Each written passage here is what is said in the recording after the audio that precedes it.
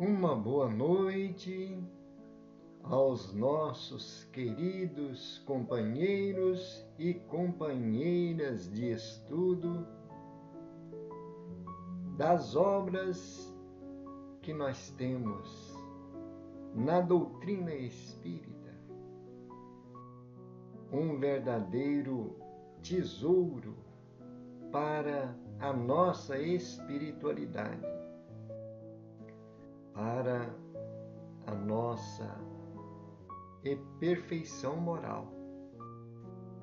Então, sejam bem-vindos, meus amigos, minhas amigas, caros internautas, a mais um estudo de O Evangelho Redivivo. Estamos no primeiro livro. O primeiro livro trata da introdução ao Evangelho Redivivo. Estamos no roteiro 3, que apresenta a introdução de O Evangelho segundo o Espiritismo.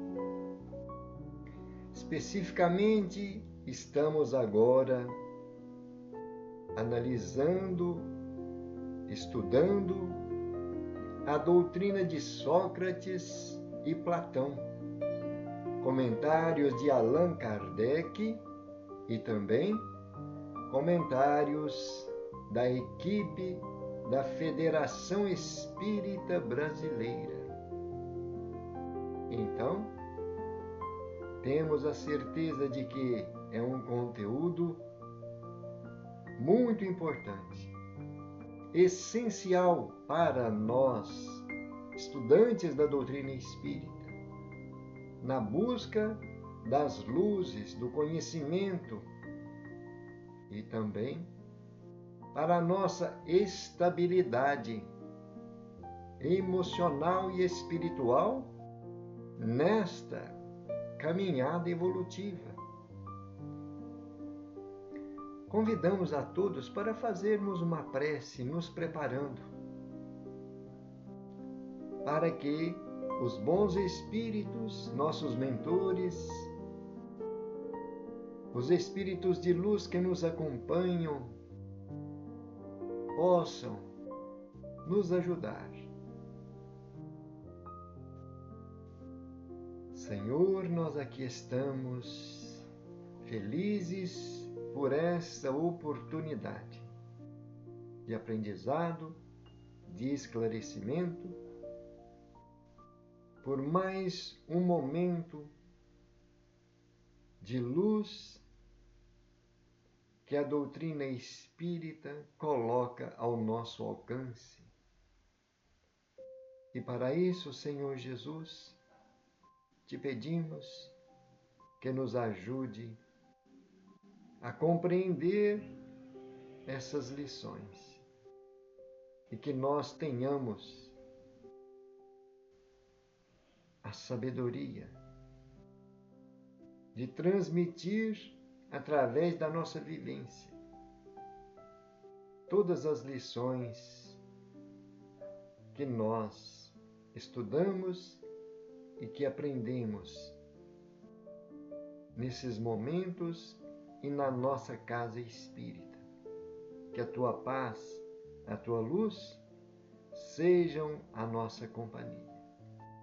Obrigado, Senhor. Vamos então ao conteúdo de hoje. Daremos sequência na doutrina de Sócrates e Platão, comentadas por Allan Kardec e a equipe da Federação Espírita Brasileira. Tópico 14 da doutrina de Sócrates. A riqueza é um grande perigo. Todo homem que ama a riqueza não ama a si mesmo nem ao que é seu. ama uma coisa que lhe é ainda mais estranha do que o que lhe pertence. Vou pedir licença para fazer um ajuste aqui nos áudios. Fica mais fácil a nossa leitura.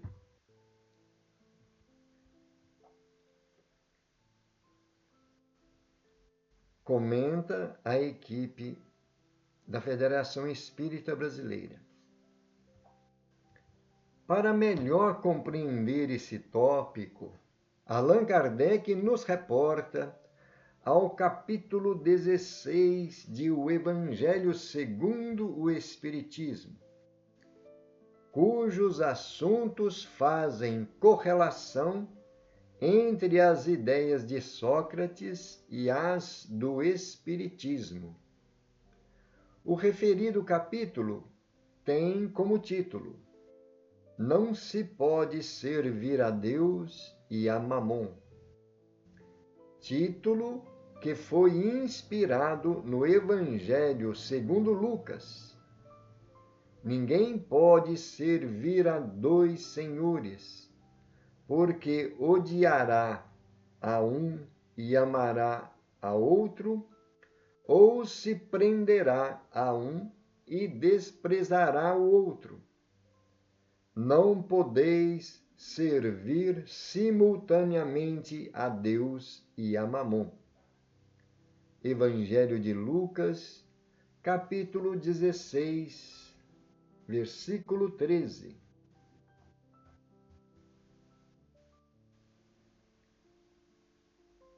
Comentário da equipe FEB.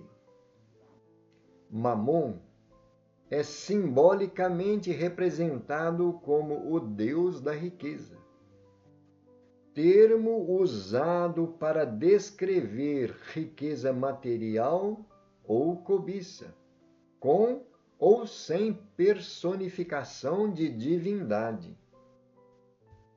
A palavra é uma transliteração de um termo hebraico cujo significado é literalmente dinheiro. Há, portanto, incompatibilidade entre servir a Deus, a causa de Deus, e a causa materialista. As leis de Deus orientam o indivíduo para o bem, por meio do desenvolvimento de virtudes que, por sua vez, promovem-lhe a ascensão espiritual. Já o materialismo caminha em sentido oposto, incentivando as imperfeições humanas. Contudo, faz-se necessário compreender o verdadeiro sentido do ensinamento socrático. A riqueza só constitui perigo quando é utilizada para o mal, como ensinam os orientadores espirituais.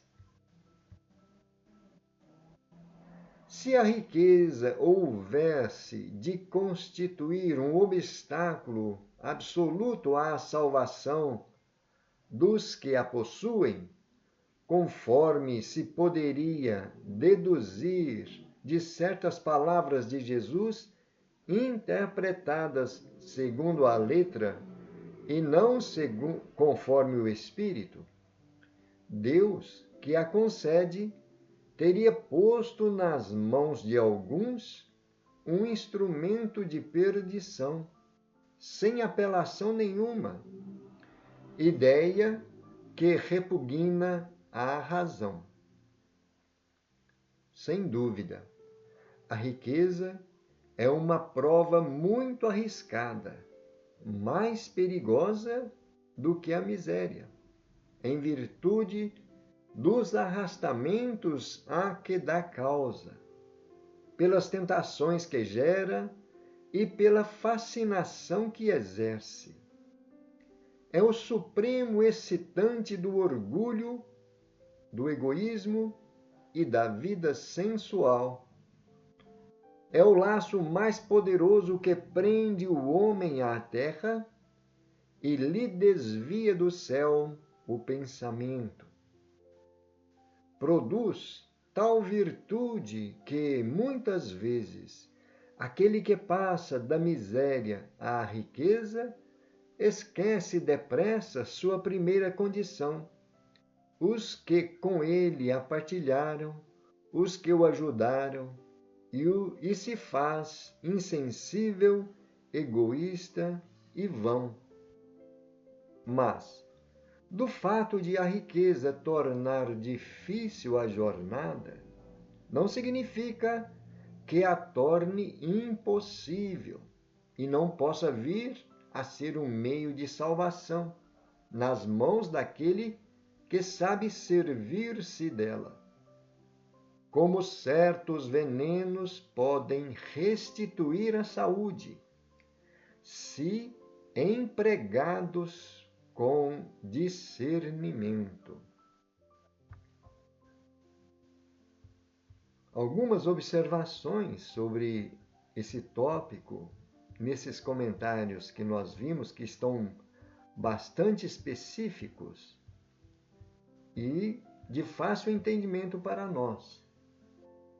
Esse capítulo 16 do Evangelho segundo o Espiritismo traz comentários muito importantes para todos nós que às vezes trazemos um certo conflito no desempenho das nossas atividades diárias, no que concerne ao domínio do dinheiro, da posse, dos bens materiais. Então, nós aconselhamos àqueles que ainda não conhecem em detalhes, aqueles que ainda não tiveram oportunidade de estudar esse tema no Evangelho segundo o Espiritismo, que tire um tempinho e procure estudar. É muito importante porque todos nós estamos sendo influenciados de alguma forma nesses aspectos em que, primeiramente, a ideia de Sócrates vem trazer para nós que a riqueza é um perigo, um grande perigo, quando nós não sabemos administrá-la, não sabemos conduzi-la e tirar o proveito necessário para nós e para o nosso semelhante. Depois nós vemos a equipe da FEB comentar com muita precisão sobre o que nós estamos percebendo nessas palavras de Sócrates. E temos na colocação de Allan Kardec sobre esse título, Não se pode servir a Deus e a Mamon, justamente inspirado nesta passagem do Evangelho de Lucas, que nós lemos, capítulo 16 de Lucas, versículo 13. E então, são várias situações em que nós estamos envolvidos. Jesus tem grandes passagens no Evangelho, trazendo para nós orientações, lições referentes a esse aspecto que nós precisamos conhecer, não é? E então vemos que quanto mais nós estivermos bem informados sobre essas condições da riqueza, o que significa esse simbolismo do Mamon, que é um personagem muito apegado às coisas da matéria. Tudo que desfruta-se exageradamente no aspecto material, os prazeres, o conforto, a luxúria, todos os excessos, a sensualidade que a própria riqueza desperta no ser humano. Tudo isso tem a ver com essa personalidade que chama-se Mamon. E então, no dizer do Evangelho e da doutrina espírita, como nós estudamos, não se pode servir a dois senhores. Se nós estamos procurando entender as leis de Deus, nos orientando para a prática do bem, para o desenvolvimento de virtudes que nos ajudam a promover o bem na ascensão espiritual e o trabalho em favor do próximo, é incompatível quando nós deixamos esses interesses especificamente materiais dominarem os nossos impulsos. E então é importante nós estudarmos esse capítulo. E aqueles que ainda não conhecem, mas que desejam se esclarecer, façam uma pesquisa nesse capítulo. Será de grande valia. Está no capítulo 16 do Evangelho segundo o Espiritismo.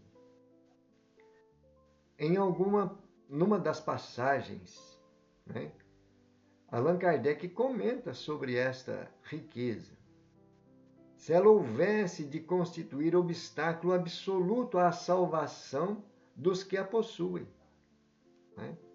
E então, Allan Kardec faz essa distinção da forma de se usar o dinheiro em proveito do nosso progresso, da nossa melhoria, das nossas condições materiais, mas também podemos utilizá-la favorecendo o auxílio aos necessitados. E então, temos nesses comentários de Allan Kardec a importância de nós sabermos o devido valor dessa riqueza, desses bens materiais, quando nós somos os responsáveis no exercício, na administração desses recursos. Não é isso?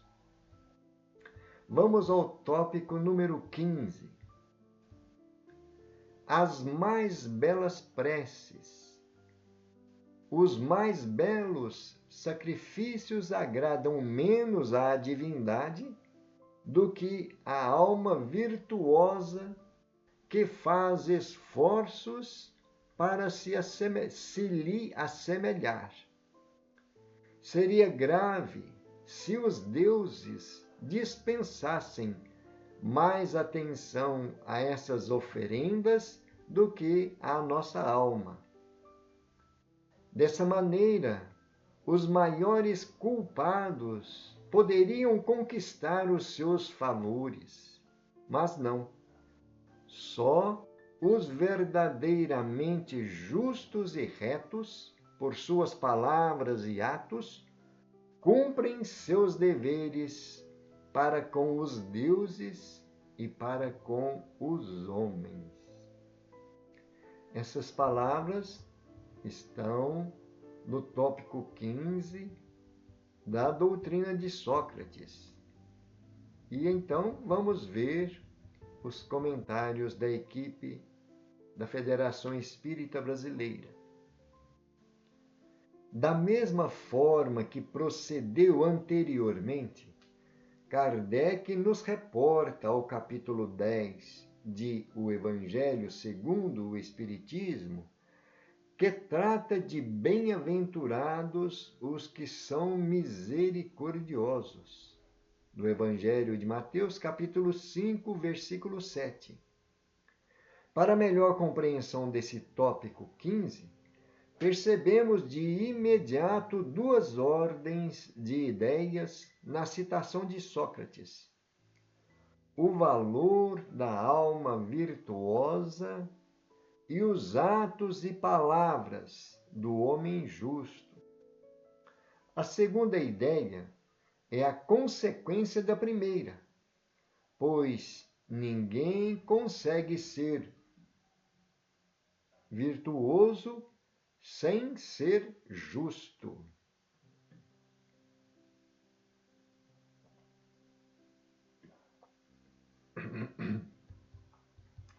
A principal virtude do justo é ser misericordioso.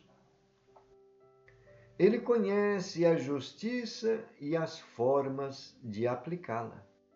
Por ser pessoa virtuosa, sabe que todo fato ou acontecimento possui duas faces, assim como uma moeda. Ouve e analisa as diferentes interpretações, não tomando partido, mas, valendo-se dessa posição, chega a um entendimento, pondo a justiça em prática.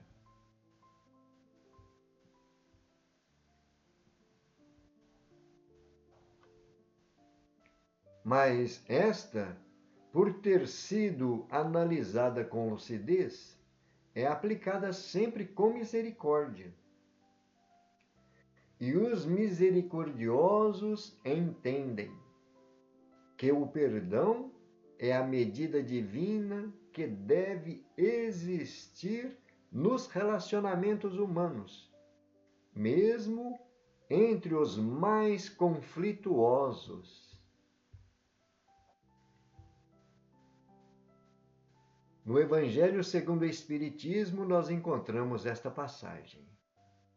A misericórdia é o complemento da brandura, porque aquele que não for misericordioso não poderá ser brando nem pacífico. Ela consiste no esquecimento e no perdão das ofensas. O ódio e o rancor denotam almas sem elevação e sem grandeza. O esquecimento das ofensas é próprio da alma elevada, que paira acima dos golpes que se lhe possam desferir. Uma é sempre ansiosa, de sombria suscetibilidade e cheia de fel. A outra é calma, plena de mansidão e caridade. Ai daquele que diz, nunca perdoarei. Esse, se não for condenado pelos homens, certamente o será por Deus. Com que direito reclamaria o perdão de suas próprias faltas, se ele mesmo não perdoa as dos outros? Jesus nos ensina que a misericórdia não deve ter limites quando diz que cada um perdoe ao seu irmão não 7 vezes, mas 70 vezes 7 vezes. Há, porém, duas maneiras bem diferentes de perdoar.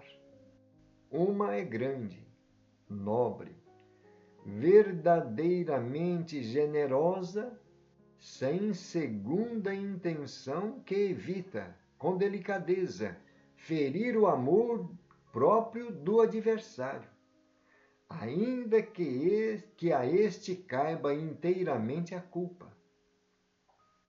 A segunda é quando o ofendido, ou aquele que assim se julga, impõe ao outro condições humilhantes e lhe faz sentir o peso de um perdão que irrita em vez de acalmar. Se estende a mão ao ofensor, não o faz com benevolência, mas com ostentação, a fim de poder dizer a todo mundo: vede como sou generoso. Em tais circunstâncias, é impossível uma reconciliação sincera de parte a parte. Não há aí generosidade, mas apenas uma forma de satisfazer ao orgulho. Em toda contenda, aquele que se mostra mais conciliador, que prova mais desinteresse, caridade e verdadeira grandeza de alma, conquistará sempre a simpatia das pessoas imparciais. Esta passagem está no Evangelho segundo o Espiritismo, como nós vimos no capítulo 10. Bem-aventurados os que são misericordiosos. E então, é mais um ponto que nós precisamos de entender e analisar para o nosso aproveitamento na vivência diária, como também para nós constatarmos a sabedoria, o planejamento que Jesus, desde as épocas mais recuadas, desde a sua vinda aqui entre nós, já preparava grandes missionários para trazer o despertar de consciência de acordo com a época em que a humanidade está vivenciando.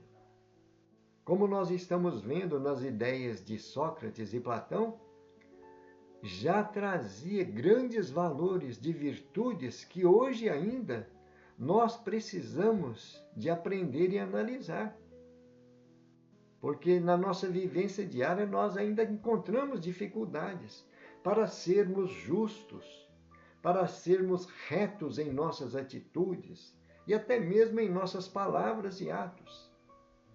E então temos no Evangelho de Jesus o ponto, o auge das lições, justamente pelo testemunho de vida que o Cristo trouxe para nós, nos ensinando uma forma elevada, uma forma coerente, uma forma sem exercitar nenhum tipo de violência, para conquistarmos a simpatia, conquistarmos afeições e promover o nosso crescimento, trabalhando em nós essas virtudes do perdão, da indulgência, da complacência para com o próximo.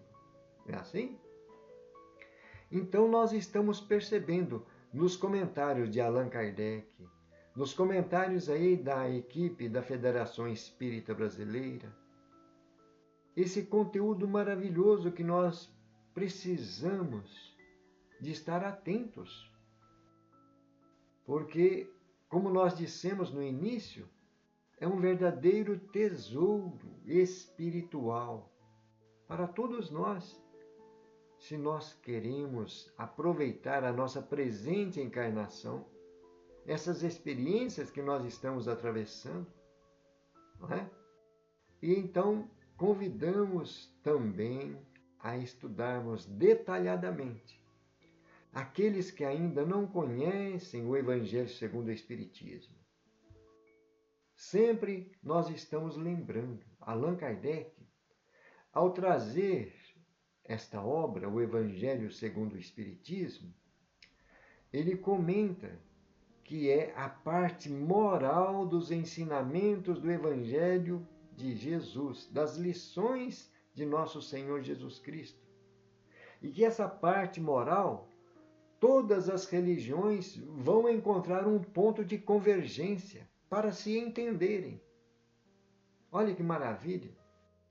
E então, queridos irmãos, queridas irmãs, estejamos atentos, porque esse é o ponto em que nós precisamos de estar o tempo todo conectados, vinculados mentalmente com o nosso sentimento, para que possamos prosseguir a nossa caminhada aproveitando todos os momentos, espelhando, refletindo essas lições do Evangelho de Jesus com a clareza, com a simplicidade, com a transparência que encontramos nos comentários de Allan Kardec e dos espíritos emissários, os espíritos que fazem parte da equipe da Falange da Verdade, onde vemos grandes mensagens,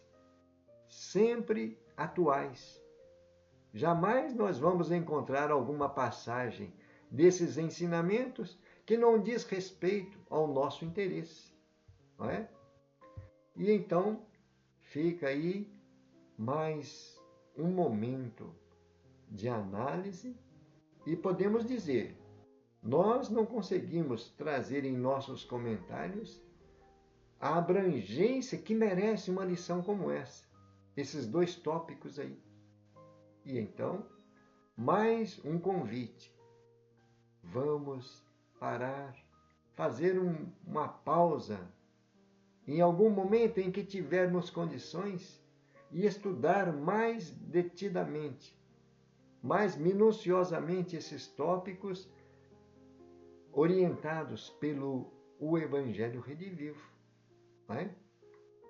E então, queridos irmãos, nós vamos deixar para a próxima semana a continuidade dos próximos tópicos. Não é?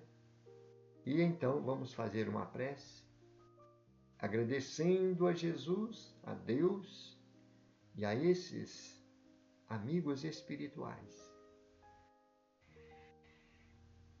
Queridos mentores, missionários desta seara de luz, a nossa gratidão pela companhia,